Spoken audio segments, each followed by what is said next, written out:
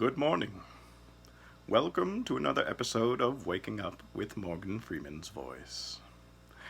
It's the summer of 2020, and COVID-19 seems like such an afterthought in the wake of what is beginning to surface now. There is always a time and a place for violence.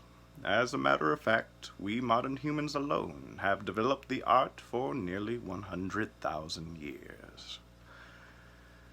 But, sadly, in all that time, in all our expanse, all our wisdom, our cunning, compassion, and understanding, we have yet to master it. No, my friends, it is violence that has mastered us. To quote a friend of ours, it has goose-stepped us into the future. It brings me no small measure of shame knowing that the greatest thing this beautiful blue and green ball has come to produce squanders its potential day in and day out on dismantling itself, socially, emotionally, and physically. When exactly did we become so intolerant, so impulsive? So easily dragged along by our thoughts and emotions that we are as helpless as a toddler, with a mastiff tugging at the other end of the leash.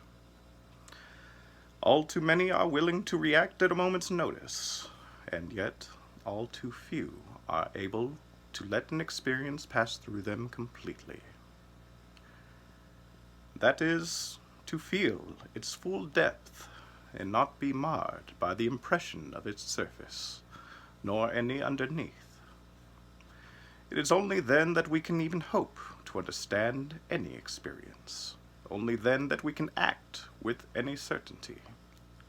When we say we know something, it is closer to knowing nothing, as the act of knowing most often is associated with having knowledge of an idea of a particular subject or situation. However, this does not include experiencing the situation itself, but merely a representation of it. There simply are more dimensions to understanding a situation than simply knowing about it. I will now illuminate. So I can, for instance, say that I know Morgan Freeman, and that is to say that I know who Morgan Freeman is. I have not met him directly. I have gathered only indirect impressions of him, and digital representations. I do not have the actual first-hand experience of meeting and engaging with him myself. Therefore, I cannot say that I understand Morgan Freeman. And to do so would be nothing more than a bold-faced lie.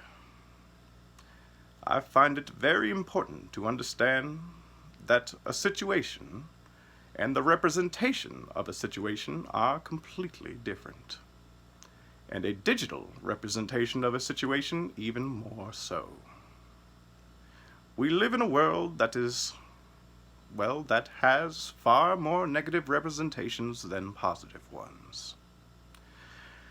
In over 80% of the world's media, broadcasting, television, stories, and games, representations of hatred, revenge, violence, and particularly death are reinforced and normalized.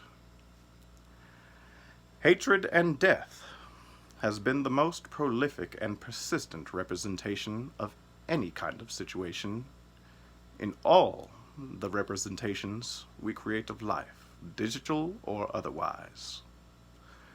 Normally, these are not the only representations we reinforce. This is natural. We all have many interests, after all, though these negative ones are in fact the most common throughout all our history. We are the lords of all creation. And this brings me back to where we began. Nearly 100,000 years ago, our first modern ancestors began migrating from the African continent and populating parts of Europe and Asia. So much has changed, and yet so little. The majority of us struggle daily to survive, clawing and tearing each other down because of differences in hobbies, habits, genetic and mimetic differences such as skin tone and ideas. And yet, in everything now that we put forth, in all the actions, emotions, impressions, and ideas we push on one another, what has happened to decency? 'Twas such a simple thing, such a strong thing, a glue that held us together when there were no walls or roofs to shelter us from the elements. Decency is not a deal. It is not an angle, nor a contract, or a hustle. Decency is not a come-up.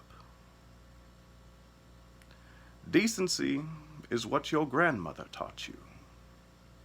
It is in your bones.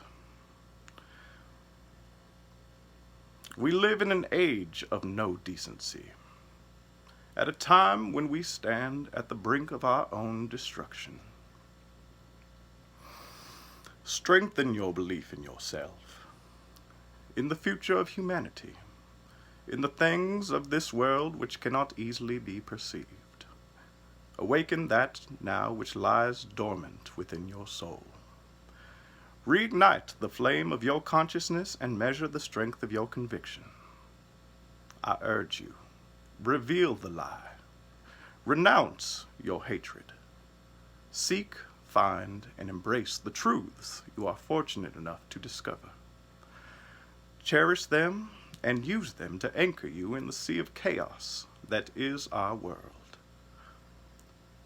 When twilight draws near, when you are pushed to the very limits of your soul, when it seems that all you have left are the dead remnants of the fabric of your life, believe.